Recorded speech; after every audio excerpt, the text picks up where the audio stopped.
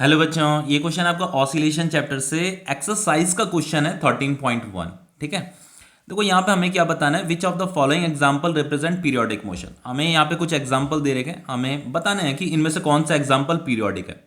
Periodic motion किसे कहते हैं? पीरियोडिक मोशन वो मोशन होता है जो मोशन खुद को किसी particular regular interval of time के बाद रिपीट करता रहे। कोई मोशन अगर खुद को एक रेगुलर इंटरवल ऑफ टाइम के बाद रिपीट करने में लगा हुआ है तो उस मोशन को क्या बोला जाता है? पीरियोडिक बोला जाता है। ठीक है, तो चलिए चेक करते हैं कौन सा इनमें से पीरियोडिक है। देखो क्वेश्चन में लिखा है swimmer completing one return trip from one bank of a river to the other and back. तो देखो इसका मतलब क्या है, जैसे मान लीजिए ये रिवर है, तो रिवर का एक कोना ये है, एक कोना ये है। ठीक है, तो यहां पे स्विमर क्या कर रहा है, उसने वन रिटर्न ट्रिप कंप्लीट की है from one bank of a river to the other. ये एक कोना है, one bank to the other. पहले वो यहां से इधर गया, from one bank of a river to the other, फिर एंड बैक, और फिर वो वापस भी आया है, ऐसे वापस भी आया, पहले इधर गया फिर इधर गया। ठीक है, तो उसने यहां पे स्विमर ने क्या किया है, सिर्फ वन रिटर्न ट्रिप कंप्लीट किया है, बस एक ही ट्रिप कंप्लीट किया उसने, एक से ज्यादा ट्रिप नहीं किया है। अगर उसने एक से ज्यादा ट्रिप किया होता तो उसने इस मोशन को रिपीट किया होता, लेकिन उसने यहां पे मोशन को रिपीट नहीं किया है। यहां पे उसने इस मोशन को कंप्लीट तो किया है, इधर गया है फिर अपना जहां से उसने स्टार्ट किया था वहीं वापस भी आया है वो, लेकिन इस मोशन को रिपीट नहीं किया, सिर्फ कंप्लीट किया है। तो क्योंकि वो इस मोशन को रिपीट नहीं कर रहा है तो ये पीरियोडिक नहीं है। ठीक है, तो आपका जो ए पार्ट है it is not periodic, not periodic. ठीक है, नॉट पीरियोडिक। ठीक है, समझ में आ रहा है आपको? क्योंकि वो मोशन को रिपीट नहीं कर रहा है, बस एक ही बार उसने ट्रिप को कंप्लीट किया।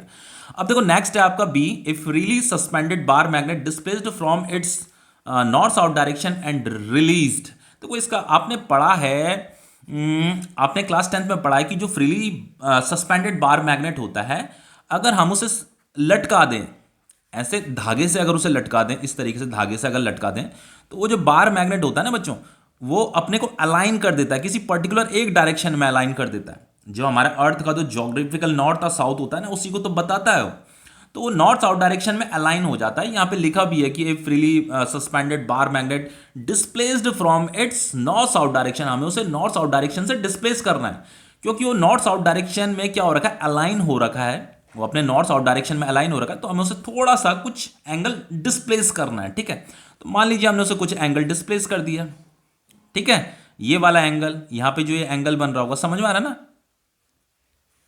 ये वाला जो एंगल बन रहा है, ये वाला एंगल, ये थीटा एंगल, हमने इसे कुछ थीटा एंगल क्या कर दिया, डिस्प्लेस कर दिया, और फिर उसके बाद उसे रिलीज कर दिया। तो जब हम कोई भी बार मैग्नेट जो किसी पर्टिकुलर एक डायरेक्शन में अलाइन रहता है, जब हम उसे डिस्प्लेस करते हैं तो वो किसी पर्टिकुलर पोजीशन के अबाउट क्या करने लगता है बच्चों, ऑसिलेट करने लगता है। तो ये भी आपका पीरियोडिक मोशन का ही एग्जाम्पल होता है। ठीक है, तो दिस इज पीरियोडिक। ठीक है, अगर ये आता है एग्जाम में तो आपको इसे पीरियोडिक ही बताना है। ठीक है, आप घर में भी इस एक्सपेरिमेंट को करके देख सकते हैं। ठीक है, आपको वो ऑसिलेट करता हुआ दिखाई देगा, जैसे ही आप उसे, वो अपनी एक फिक्स पोजीशन में रहेगा, जब यहां पे सस्पेंड रहेगा अपनी एक फिक्स पोजीशन में रहेगा, आपको थोड़ा सा उसे डिस्प्लेस करना है फिर छोड़ देना है, तो वो आपको ऑसिलेट करता हुआ दिखाई देगा, तो वो आपका पीरियोडिक मोशन है। अब देखो यहां पे लिखा है a hydrogen molecule rotating about its centre of mass. देखो हाइड्रोजन मॉलिक्यूल क्या चीज है, हाइड्रोजन मॉलिक्यूल है आपका ये H2 है। तो ये हाइड्रोजन मॉलिक्यूल मतलब हाइड्रोजन गैस की यहाँ पे बात हो रही है, तो ये हाइड्रोजन एटम है, ये हाइड्रोजन एटम है। ठीक है, तो ये जो दो हाइड्रोजन एटम होते हैं ये आपस में बॉन्ड, ये कोवेलेंट बॉन्ड की मदद से आपस में जुड़े हुए होते हैं, तो इसी को तो हाइड्रोजन मॉलिक्यूल बोलते हैं। अब यहाँ पे देखो हमें यहाँ पे लिखा है कि ये हाइड्रोजन मॉलिक्यूल क्या कर रहे हैं, रोटेट कर रहे हैं अबाउट इट्स सेंटर ऑफ मास। तो इसका जो सेंटर ऑफ मास होगा वो कहाँ पे होगा, यहीं पे तो लाई करेगा उसका सेंटर ऑफ मास, है ना? तो इस सेंटर ऑफ मास के अबाउट क्या कर रहे हैं, वो रोटेट कर रहे हैं। रोटेट मतलब अगर ये इधर जा रहा है तो ये किधर जा रहा होगा, ये इधर ही तो जा रहा होगा। तो इसी तरीके से यहाँ पे क्या कर रहे हैं, ये रोटेट कर रहे हैं, रोटेट करने में लगा, रोटेटिंग लिखा है ना, अबाउट इट्स सेंटर ऑफ मास। तो अपने सेंटर ऑफ मास के अबाउट वो क्या कर रहे हैं, रोटेट कर रहे हैं, दोनों के दोनों हाइड्रोजन एटम। ठीक है, तो ये भी क्या है आपका, ये पीरियोडिक है, क्योंकि वो उस मोशन को रिपीट कर रहे हैं। समझ रहे हो ना?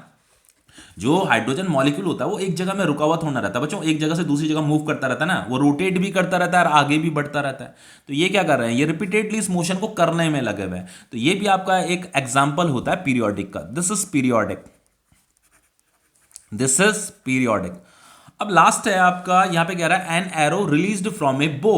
अब देखो ये क्या है आपका, ये मान लो ये बो है, यहां से हमने एक एरो रिलीज किया, तो अब ये एरो यहाँ से रिलीज किया तो ये एरो यहाँ आगे जाएगा, थोड़ी देर के बाद ऐसे ग्राउंड में गिर जाएगा।